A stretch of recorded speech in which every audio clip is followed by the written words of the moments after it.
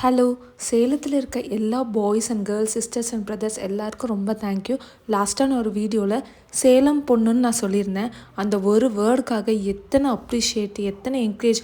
அதுக்கப்புறம் தான் என்னோடய வீடியோஸ்லாம் நிறைய பேர் பார்த்துட்டு எனக்கு நிறைய மோட்டிவேஷ்னலாக மெசேஜ் பண்ணியிருந்தாங்க.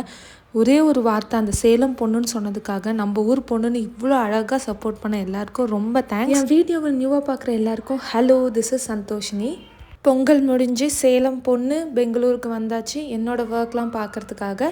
ஸோ வரப்பயே மார்க்கெட் போயிட்டு எனக்கு என்னென்ன வெஜிடபிள்ஸ் வேணுமோ எல்லாம் வாங்கிட்டு ஒரு உடுப்பி ஹோட்டலில் சூப்பராக ஒரு மீல்ஸ் சாப்பிட்டேன். 5 days வீட்டில் இல்லைன்னு தான் பேர், ஆனால் எங்கே இருந்துட்டு டஸ்ட் வருதுன்னே தெரியறதில்ல. ஸோ டஸ்ட்டாக இருந்துச்சு. வந்ததுமே எல்லாமே எடுத்துகிட்டு போயிட்டு சன்லைட்டில் போட்டு டஸ்டெல்லாம் க்ளீன் பண்ணிவிட்டு வீடெல்லாம் துடைச்சிட்டு கூட்டிட்டு ஃபீனாயில் போட்டு எல்லாமே பண்ணிகிட்டு இருந்தேன். இதெல்லாமே எனக்கு வந்ததுமே வேலை.